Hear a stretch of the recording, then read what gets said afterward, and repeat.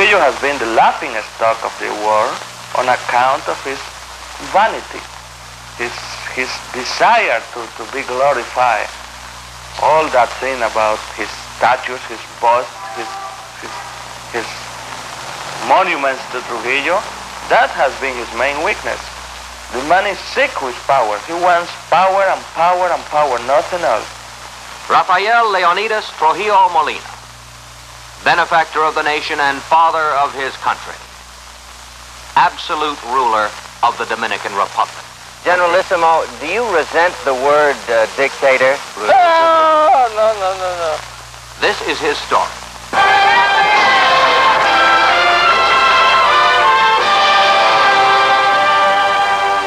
Brought to you by B.F. Goodrich.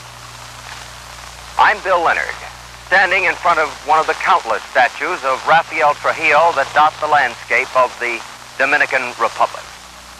For the next hour, you will see the country and the man. Most of the material filmed here in the Dominican Republic was made with the consent and observation of the Trujillo government.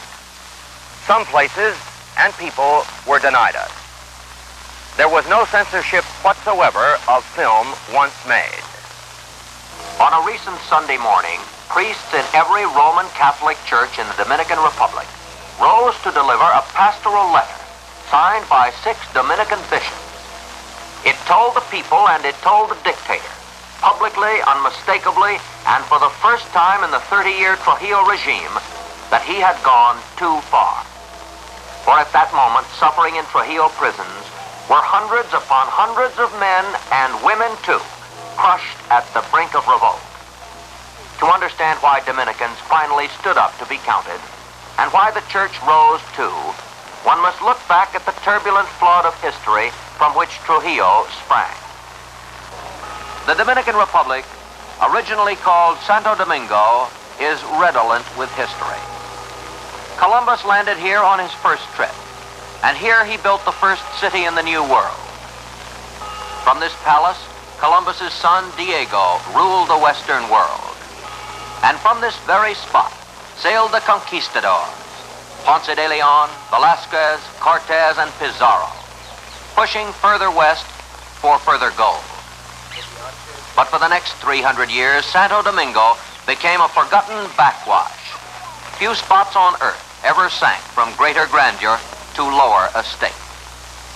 The island's occupation forces included Spaniards and French, Haitians and British, pirates and pestilence, hurricanes and hate. And the United States Marines from 1916 to 1923. One of the products of the Marine occupation was a young Marine-trained officer named Trujillo. Cy Gittleman of Arizona, who met Trujillo as a young leatherneck, points up El Jefe's feelings about the Corps. I want to tell you one thing, that he has never lost the pride of his having been associated with the Marine Corps.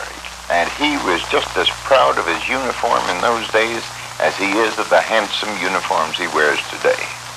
My 19th paradox of Trujillo is that as he did violence to the standard of freedom, he raised the standard of living.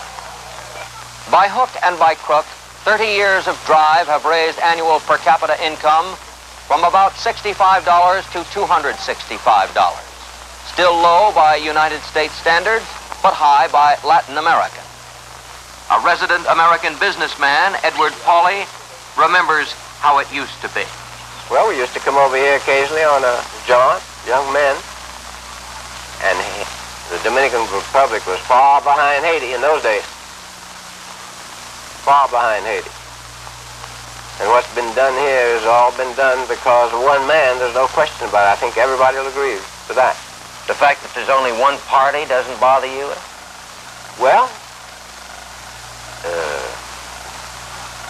it has a point for discussion, but it works. The people are happy. You go out in the country and damn it, the people are happy. Trujillo took over what he described as a nation of men without land and land without men. His people were and are a mixture. A little Indian, a lot black, some Spanish. Almost as vigorously as Haiti emphasizes its African origins, Dominicans call attention to their Indian and Spanish ancestors. The capital city is likely to puzzle a tourist who comes armed with headlines. He lands at a spanking new jet airport. Travels to town on roads cynics say were built by Trujillo's gravel and concrete companies for Trujillo's private cars. Through a midtown lacking in either much bustle or much character, to a hotel of Miami proportions. He may note that vacation facilities have an unused look. Later, a tourist will also comment on the stillness of the streets, and if he drives far, will be annoyed by the ever-present police checkpoints that punctuate the road. ¿Quién cale Ciudad Trujillo? Siga. He soon learns sugar is the Dominican Republic's most important product, more than 800,000 tons last year. And more Dominicans work in sugar fields and sugar mills, like this huge one at Hyena, than for any other enterprise except the government. He'll be shown the much publicized but idle fairgrounds, built to celebrate the 25th year of the Trujillo regime, a party to which the world was boisterously invited in 1955, but to which few came. But beneath its antiseptic exterior, Santo Domingo bubbles with its own kind of fun and game. Cockfighting is eminently legal.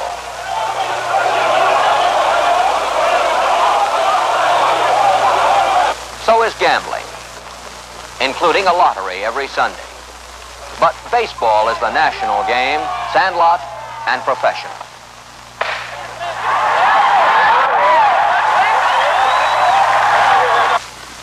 The chosen few play polo.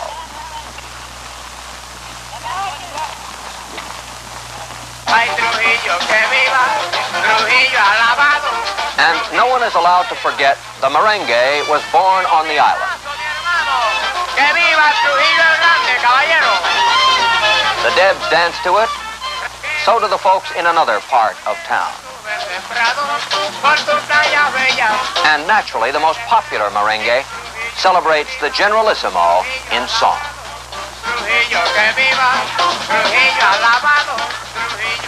There is television, and virtually everyone goes to the movies. Ironically, while our cameras were there, Charlie Chaplin was playing in his classic satire about another dictator who didn't last half as long. Trujillo! So here is Herman Ornez, once the editor of Trujillo's leading newspaper. He's a brilliant man, no question about that. Anyone who says that Trujillo is stupid is lying. Trujillo has a lot in his mind. He's a brilliant mind. He's a genius, even if he's a genius for evil. Evil genius and far stronger words describing Trujillo can finally be heard inside the Dominican Republic, but only in off-the-record whispers behind closed doors. For every Dominican knows, those who oppose Trujillo go either to jail or away, where they can talk out loud, like exile Juan Diaz in New York. Well, I won't kill Trujillo. That's a sure thing. You would not? No. I will hold him. To give an example not only to the Dominican people, but to all Latin American people and the world.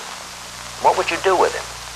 Well, I think I will keep him in jail and have an exhibition and make suffer my people. Visitors to the Dominican Republic are given a pamphlet prepared by the local English language newspaper. It's called Why Dominicans Call Him El Benefactor. And it assumes, of course, that all of them do. The Generalissimo has done more to encourage the finer things in life than one might suspect. The Palace of Fine Arts houses a symphony orchestra, a dramatic group, a great deal of Dominican painting of varying quality, including those of a convicted leader of the latest revolutionary attempt, formerly a director of the museum. Trujillo boasts of a crash program to eliminate illiteracy. And free compulsory schooling, at grade school levels at least, is obviously no idle boast. Alejandro el Grande. Of course, the Generalissimo himself is number one on the primary educational agenda. Generalísimo Trujillo. Later, the bright ones, carefully screened, can go on to the oldest and yet one of the most modern universities in the Western Hemisphere. These very buildings house some of the most vehement of the rebels who now languish in prison. And perhaps this comes under the heading of education, too. One day, passing through the country town called Mocha, We came upon this house and this couple. Does church mean a great deal to you, Maria? ¿Le interesa a usted, María, la iglesia, la cuestión religiosa? Sí, me interesa porque yo me confieso y comulgo los viernes primero. She is very interested because she goes to confession and she also takes communion Más on the que yo la first. hermandad de esa imagen que está ahí. And she venerates the picture you see on the wall there. Of the Virgin Mary. But it's interesting that although you have 6 or 7 pictures of Generalissimo Trujillo, there is one of the Virgin Mary. Se ve que tiene usted, por ejemplo, aquí como 6 o 7 fotografías del Generalísimo y sin embargo no tiene más que una estampa de la Virgen. ¿Eso qué significa? ¿Que tienen mayor interés en el Generalísimo? She says that it's more easy for her to obtain pictures of the Generalísimo. When she comes across one in a magazine, she cuts it out and sticks it up on her wall. It's easier for her to do that than to get pictures of the Virgin Mary, particularly this Virgin Mary, which is the one that she reveres. But it doesn't mean that she reveres the Generalissimo above anybody in heaven or earth. No quiere decir el hecho de que tenga tantas fotografías del jefe, no quiere decir que usted adora más al jefe que cualquier otra persona en la tierra y en el mundo, ¿no? Sí. ¿Usted cree que sí, que adora más al Generalísimo? Yes, they think that, frankly, that they love the Generalísimo better than anything else. Is he a kind of God to you? ¿Para ustedes el Generalísimo, el jefe, es como un dios? Gracias. Yes. most of the world was backing away from the Jewish refugee problem in 1939. But the Generalissimo opened his door, turned over free land in a seaside area called Sosua, and a Jewish colony has flourished there ever since. Sufferers under Hitler, paradoxically Trujillo's most enthusiastic boosters. You lived under Hitler and know what a dictatorship can do. Isn't this fellow a dictator? Who do you mean? Mr. Trujillo. Okay, let's take it the other way. He works for his people, and he has done a lot of for the people, and he is not a dictator in the sense of dictatorship. It's a kind of democracy, you know. He didn't stop with Jews. Spanish settlers plow in the lovely Constanza Mountain Valley. And there are 2 settlements of Japanese, of which this family may be typical. Not so welcome are the Haitians, an easy source of labor on the same island. In 1937 border troubles, Trujillo troops slaughtered an estimated 12,000 Haitians, later paid reparations for the deed, $750,000 or $62.50 per Haitian. There is no color bar in the Dominican Republic, but the welcome wagon does not extend to neighboring blacks. Franklin Roosevelt is reported to have said of one Latin dictator, "I know he's an SOB, but he's our SOB."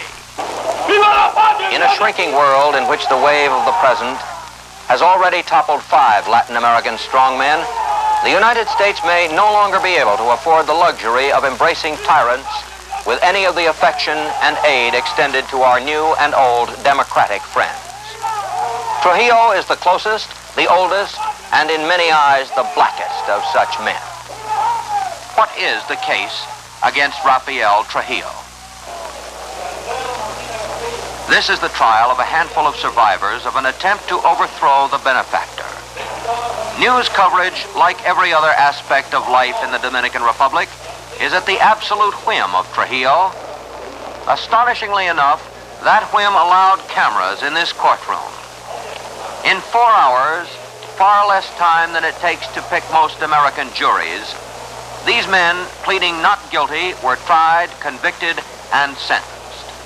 As part of the same trial, the state also convicted Fidel Castro of Cuba, President Betancourt of Venezuela, among many others not present, to 30 years hard labor and $100,000 fines. This was not the first time that the long arm of Dominican justice has tried to reach beyond its borders to settle old scores. Many Americans remember as a landmark of Dominican justice a subway entrance on 57th Street in New York City, into which an anti-Trujillo Columbia University professor, Jesus de Galindez, may have disappeared. There is considerable evidence that on March 12, 1956, he was kidnapped, spirited to this airfield at Amityville, Long Island, and flown by a Dominican-employed pilot, Gerald Lester Murphy, to the Dominican Republic. Whether Galindez indeed met his end at the personal hand of Trujillo, as one report goes, or whether overzealous agents overplayed their hand, the disappearance of this Trujillo dissenter was in the great Trujillo tradition. Although many have accused Trujillo of the Galindez crime, former Ambassador Homero Hernandez is the first member of the Trujillo regime at that time to speak out. Bueno, nuevo no puedo decir nada, solo que el pueblo dominicano... There is nothing new I can add to what we know about Galindez. But the Dominican people know for a fact that Galindez was taken away from New York. He was punished personally by General Trujillo and finally assassinated. Did you, as a member of the Trujillo government, ever hear anyone in the Trujillo government admit that this or something like it was done to Galindez? Sí, cómo no. I know that many people are aware of this fact, and then the person that told me is also dead. Y me reservo su nombre a un muerto. And I reserve to give you his name because even if he is dead, his family will be punished for sure in Santo Domingo. What's happened to your family in the Dominican Republic and your wife's family since you defected? Yo invertiría la pregunta y diría qué no le ha pasado a su familia y a la de su esposa después de usted haber renunciado. I would reverse the question and I would say, what has not happened to my family and my wife's family since I resigned? Pues, mis hermanos, all my brothers are in jail. Some cousins are in jail. And one of my brothers-in-law has been declared gone, disappeared. Nobody knows where he is. The Galindez case caused Trujillo such embarrassment that in 1957 he spent more than $250,000 solving it and hired the eminent lawyer Morris Ernst to investigate. Manuel de Moya, a top Trujillo aide, points to the results with pride. We spend a great deal of money with people that have nothing to do with us, like, for example, the Ernst investigation. Ernst, who you know is supposed to be known, is very well known as a liberal. And what did they find? That they were not guilty. Many people disappear in the United States all the time. You have a judge that disappeared in New York years ago. That is still a mystery. Judge Crater. Crater, yes. There is another judge that disappears in Chicago. And like that, thousands of people every day. You hear them over the radio every morning. I should say in Washington, where I used to live. So many people disappear every day. If in some minds the Galindez case is still unsolved, there is no doubt the pilot, Gerald Murphy, an American, died in the Dominican Republic. And at least 5 other persons involved here and inside the Dominican Republic are now dead. Still very much alive, however, in Ciudad Trujillo is General Arturo Espaillat, facing the camera. Dominican consul in New York at the time Galindez disappeared, and widely represented as mastermind in the case. Espaillat refused to return to the United States to testify in response to a U.S. government subpoena. Another key figure in the Galindez affair and many other unsolved crimes of violence, Felix Bernardino, was still very close to the benefactor last December. But since this picture was made, barely survived a violent attack inside the Dominican Republic and is reported recovering in free Canada. Scores of others of even higher social standing were not so lucky, and this led the benefactor to apologize at a recent reception for a low-class guest list. All the best families, he said, are in jail. This report continues after a word from B.F. Goodrich. Trujillo has many chapters, the most heartbreaking of which concern reports of mass terror against his own people inside his country. Trujillo's internal spy network filters literally into every household and made possible the swift arrest of the estimated 1,500 persons jailed in the most recent plot. From the notorious La Victoria prison, which we were not allowed to photograph, came tales of savage beatings and torture, the least of which included men and women prisoners manacled together naked. The most important qualities of Generalissimo is that he's very human. By that I mean he is a man who really gets intense when there is some trouble or problem with his friends or the people. He's sentimental? Very much so. Very sentimental. Y es lo que él aspira. The terror definitely is the only thing that keeps him in power, and that's what he wants to do. He wants to keep on in power through crimes in order to be able to do what he's been doing for the last 30 years. The other countries of the Americas are well populated with Dominican exiles, but so are the little islands of diplomatic safety within Trujillo land, the foreign embassies. 13 men, women, children, and old people fled and found refuge here, the former Venezuelan embassy in Ciudad Trujillo. When Venezuela broke relations with Trujillo, the Ecuadorians took over this building. Trujillo has refused to give these people safe conduct out of the country. They have been there for more than a year. 17 others recently chose the day President Eisenhower was in Brazil to fight their way into the Brazilian embassy. This film, the last our CBS crew took inside the Dominican Republic, was made 4 hours after the firing stopped. If Trujillo has stolen his people's liberties, he has also taken onto himself some of their wealth. Cynics say his income is, in reality, the total income of his nation, and his capital, the country itself. But Homero Hernandez is more specific.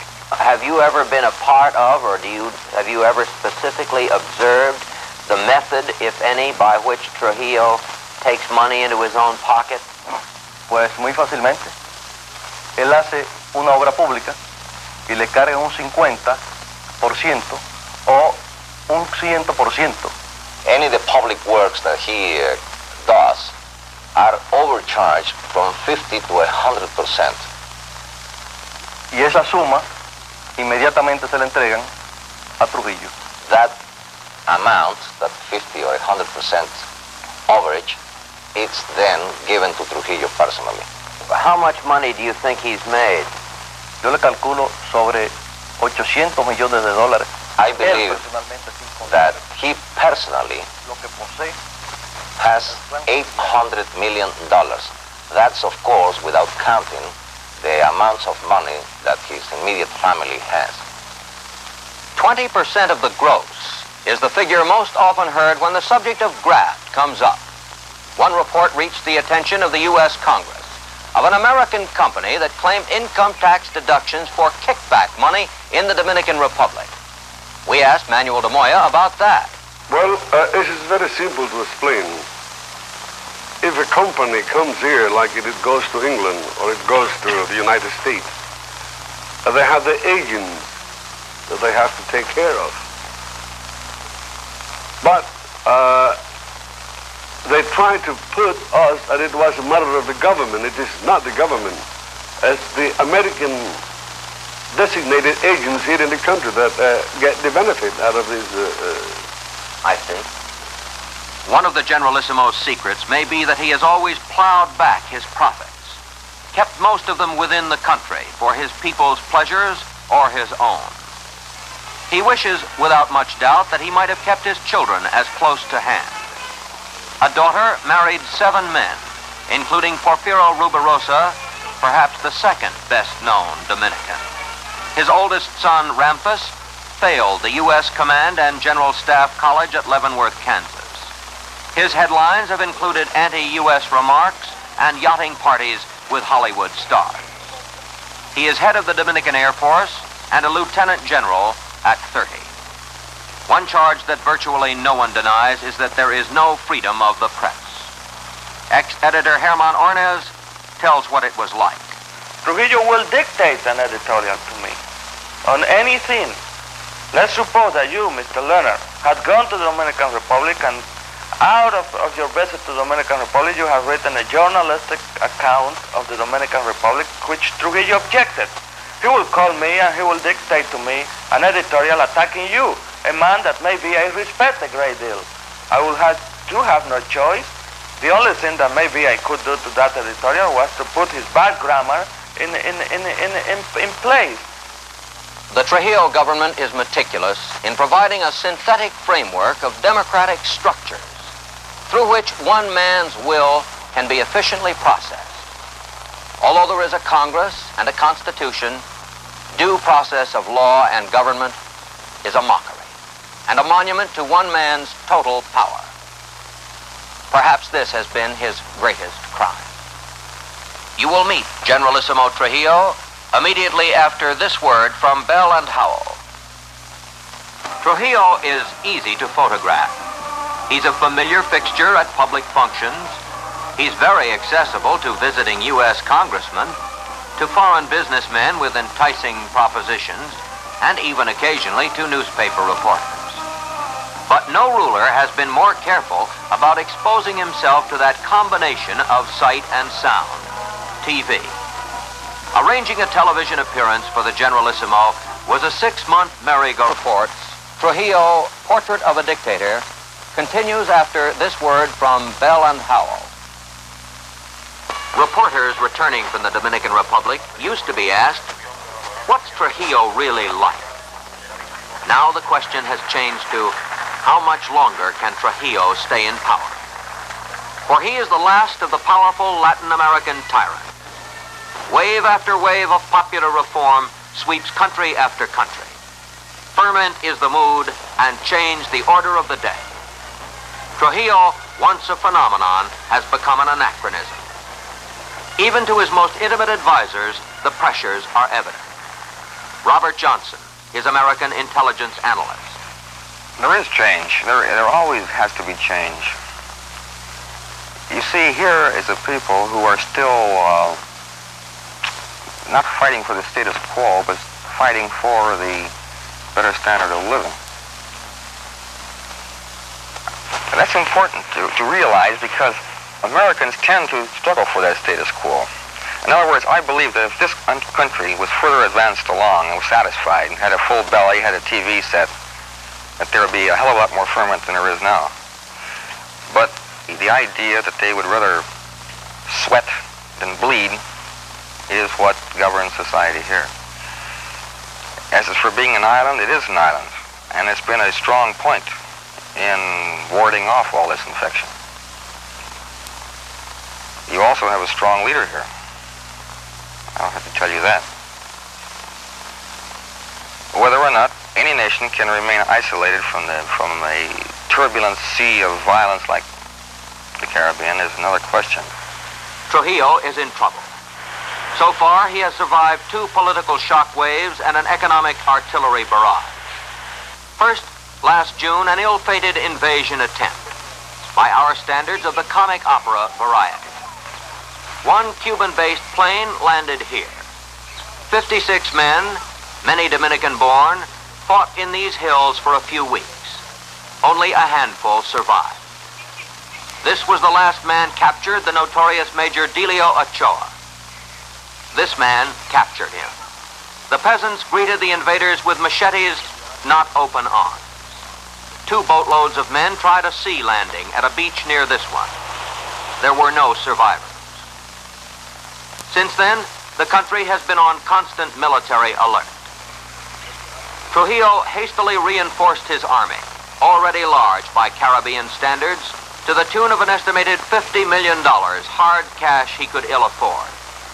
For at the same time, drought decimated the sugar, cocoa, rice, and coffee crops, even as world prices crumbled.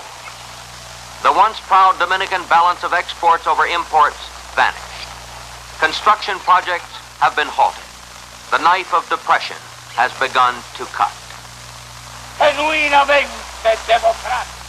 Meanwhile, anti-Trujillo pressures outside the country increase. Cuba, Puerto Rico, and Venezuela have virtually boycotted the Dominican Republic. Their leaders make no secret how they feel. Governor Munoz Marin of Puerto Rico. We in Puerto Rico are decidedly against all forms of dictatorship, and the dictatorship that the people of Santo Domingo, the good people of Santo Domingo, have been suffering for the last 30 years, are believed to have been the worst in the American hemisphere. And U.S. Congressman Charles O. Porter, Democrat, Oregon, keeps up the pressure. The bloody black era of Trujillo is nearly ended. Dominicans, where they are permitted to raise their heads, can see a growing light on the horizon. The United States will not send the Marines to help the revolution, nor to protect Trujillo.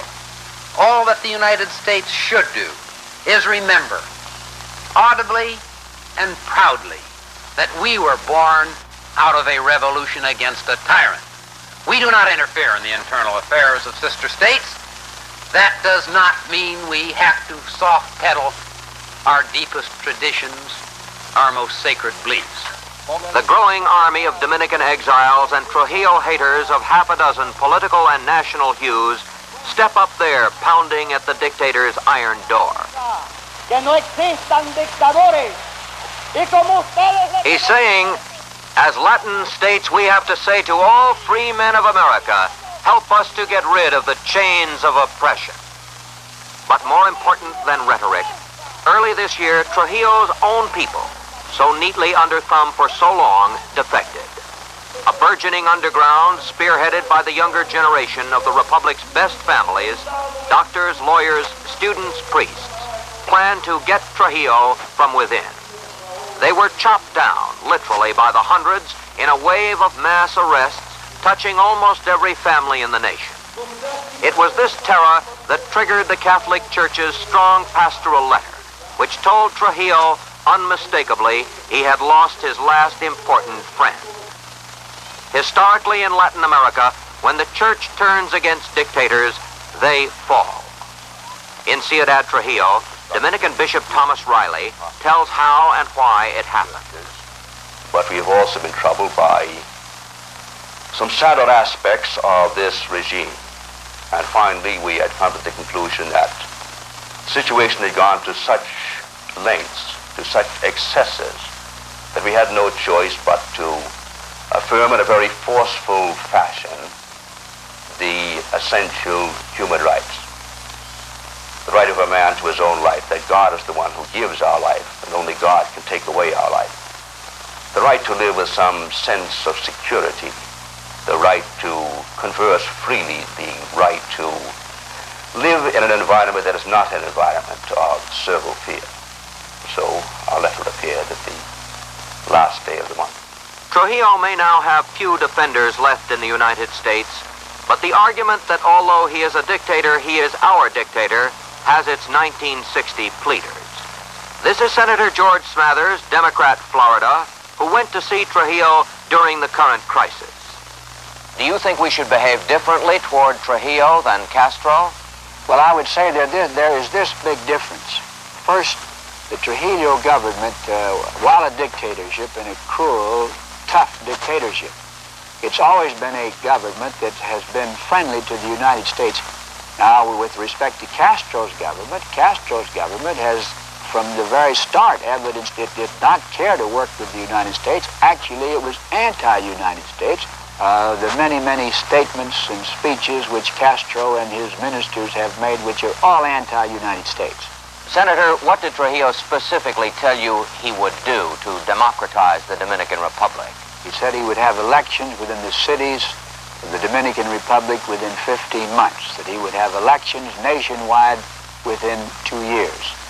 He further agreed that none of the Trujillos would run after I had told him that if they did, no matter what the actual outcome was, people would get the idea it was not an honest election. He said none of them would run. On top of that, he stated that he would invite all the exiles who were out of the country to come back and participate, that they could have a multi-party election. On top of that, he agreed that the OAS or some similar international organization could come in and should come in to supervise the election. But, Senator, isn't it true that although this was publicized all over the United States, none of this appeared in the Dominican press? That's absolutely true. I didn't know it at the time, but they have not been printed. And I must say that sort of shook me up, because immediately after having this conversation with the Generalissimo, I went out and had a press conference at which there were in attendance a number of Dominican reporters. But my belief is, and it's been represented to me, that the Trujillo is desirous of making this announcement at the opening of his own session of Congress in his own way, where he wants to make a very big deal and take a lot of fanfare along with it. Trujillo had become chief of staff of the new National Army. The Marines had long since departed. With a reputation as a hard worker, smooth schemer, tough disciplinarian. He shed his first wife, married into a better family, moved into the arena of political plotting and intrigue. And in August 1930 was unanimously elected president. Significantly, all his original opponents either gave up their candidacy or their lives by election morning. The domain he years, Trujillo has become more controversial, has generated more headlines than any small nation ruler on earth. The unhappy pomp and circumstance is part of the show in Trujillo land. Not only because he enjoys it, but also because he thinks the people enjoy it. The wedding of his puppet president brother to the daughter of an old American Marine pal, Colonel Charles McLaughlin, had everything but a Marie Antoinette tossing cake to the crowd at the palace gates. But Trujillo's heirs have apparently inherited mostly those qualities that may make him ridiculous. Not a Dominican considers his sons could carry on. But the old man cannot be dismissed on the basis of a rather preposterous public image. Not even his enemies would say that. For example, in Puerto Rico, round of refusals, half-promises, and sudden alerts, filtered down through layers of palace guards, bent on shielding him from bullets on the one hand and criticism on the other. But one morning, the word came. Get set and ready to go at the legendary Trujillo Cattle Ranch, breeding station, and country retreat called Fundación. Near his birthplace, Cristobal. The stern warning to make sure no strong lights flashed in the face of El Jefe was the only hint that this would be more than just another chance to see the great star shining in a different part of his sky. The benefactor was in a benevolent mood. And although interview is surely not the word for what followed, we were allowed to be present for a catch-as-catch-can performance, with Manuel de Moya supplying the English. Can I take a moment to ask you just one or two questions about the future of the Dominican Republic and the whole Caribbean area? Mientras aquí en el Caribe hayan dos bandoleros internacionales, Fidel Castro y Rómulo Betancourt, habrá inquietud y peligro en el Caribe. His Excellency said that while here in the Caribbean there will subsist two individuals that are practically madmen like Betancourt and Fidel Castro, the Caribbean area will be in a very suspicious way. Do you think any meeting at the Caribbean Summit would do anything to reduce tensions in the Caribbean? La reunión del Caribe? No creo, no creo. He doesn't believe that. Fidel Castro es un loco. Fidel Castro is a crazy man, he's a madman, he's just unreliable, really, in other words. Y él dice que para que la revolución cubana triunfara tiene que conquistar Santo Domingo. And Fidel Castro says that for the Cuban Revolution to be a complete success, it has to be destroying our government and our country. No lo va a conquistar nunca. And he'll never realize the dreams of him. How about the economic progress of and the future of the Dominican Republic in 20, 25 years from now? República Dominicana, que es un país pequeño, que en el año 30, cuando yo ascendí al poder, tenía un presupuesto de 9 millones, ahora lo tiene 150 millones. His Excellency said that the tal vez 200 millones. His Excellency said that although the Dominican Republic is a very small little country, that when it became in power, there was have a budget, national budget of 7 million. Now we have a budget of 150, and probably, very sure, it will go as high as 200. Y que pagamos la deuda externa. And we have paid the external debt, so we don't have any external debt. Y ya dentro de 25 años yo habré desaparecido. And naturally he expects, and we hope not, that within 25 years he'll be gone, at least from the political scene. Yes. Y no creo que ellos, los dominicanos, quieran trabajar hacia atrás. Siempre de frente. And he's sure and positive. No creo que sean tan pendejos para trabajar hacia atrás. He's sure that the Dominican people will not go back. That since this period of prosperity and hard working, they wouldn't go back. They go forward. They will go forward. Yes. So consequently, the future of the Dominican Republic is very bright. Do you think that we in the United States have been unfair in our attitudes toward the Dominican Republic in the press or other ways? ¿Cómo vamos, si usted considera que la actitud de los Estados Unidos, sobre todo en la cuestión de la prensa y la actitud del gobierno, ha sido desfavorable para nosotros? Siempre. Always. Después de la muerte de Roosevelt, Correjor, todos han sido enemigos nuestros. Contrario, after the death of President Roosevelt, as well as Secretary, everybody that have come into power in the United States have been our enemies. Todos contrarios, todos. Generalissimo, do you resent the word dictator? No. Yo soy un trabajador. Y mi pueblo sabe eso. His Excellency said that he doesn't resent that word whatsoever. Because what he is the hard-working man, and the people and our country, our citizens knows that he's a hard-working man. So consequently, what he's done is the benefit for the country. Esa dictadura es una especulación de los enemigos. This word of dictator is a speculation word created by his enemies. Generalissimo, can you imagine any circumstances in which the Dominican Republic would invade any other Caribbean country? De aquí para allá, jamás. La Constitución Dominicana lo prohíbe. From here to any country, impossible, because the first thing is this, our Constitution forbids that we do intervene in any foreign country. Well, of all the things you've done in the last 30 years, Generalissimo, what are you proudest of? Las obras que más me enorgullecen a mí son aquellas que favorecen a los pobres.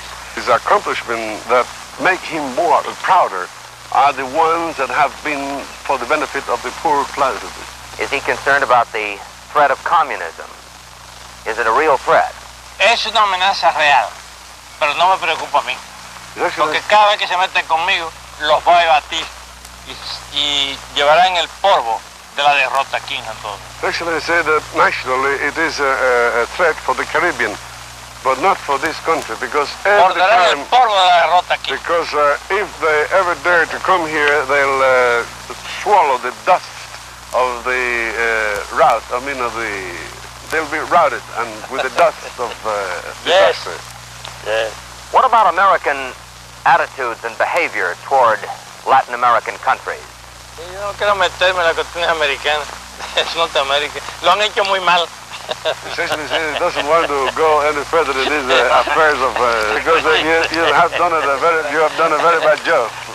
A fellow who owns the country, the cattle, and the cars gets used to owning the reporters. And if the questions begin to warm up a little, why bother with no comment? You just walk away. But later, while frolicking around his hacienda and petting his prize livestock, the benefactor sounded off in several directions, some of them interesting in light of future developments. Retirement. You'll know I've retired when you hear that I'm dead. The Cuban sugar quota. Unfair. The problems of his regime. There are no problems, economic problems here in our country now, whatsoever. The U.S. hasn't made a right move since Roosevelt and Hull left the scene. But neither expansive on-camera performances, nor reassurances in the press, nor denunciations of other Latin American figures could hide the fact that the tough little Caribbean Caesar was up against it as never before. At the moment these pictures were made, the bitter tea of revolution was brewing. Object? Get Trujillo. CBS put on a spontaneous solidarity parade, urging the Generalissimo, and only the Generalissimo, to run for president in 1962, the year he has promised free elections. At the peak of the national sorrow and unrest, he put himself within pot-shot of his people. The demonstration was promptly boycotted by the priests, including the papal ambassador, and by 3/4 of the foreign diplomatic corps, including the United States ambassador. How long can Trujillo last? Predictions are not our business. But one source within his government said not even a Trujillo can survive another major shock. So far, a loyal army and secret police, always the key, has kept the order, if not the peace. To our certain knowledge, the decimated underground is now without arms, without much organization, but not without hope. As one of them told us, after all, we are only a heartbeat from freedom. Even pessimists talk in terms of months instead of years. But the toughest question of all, after Trujillo, what? If dictatorship creates a vacuum, what fills it and how? For in the classic tradition, Trujillo has made no plans for a tomorrow without himself. Two versions of the future. From Manuel de Moya, he has shown to us what a man can do for a country that we are more or less used to, and not only used, but we feel that we need a man of his caliber to guide us all the time. And Herman Ornette. I don't think that the Dominicans will want a strong man any longer. I think that the only alternative to the Trujillo regime eventually will have to be a democratic regime, a regime of freedom. And from inside Trujillo's palace, Robert Johnson is realistic. What do you think's going to happen here when the chief retires, or if he should die?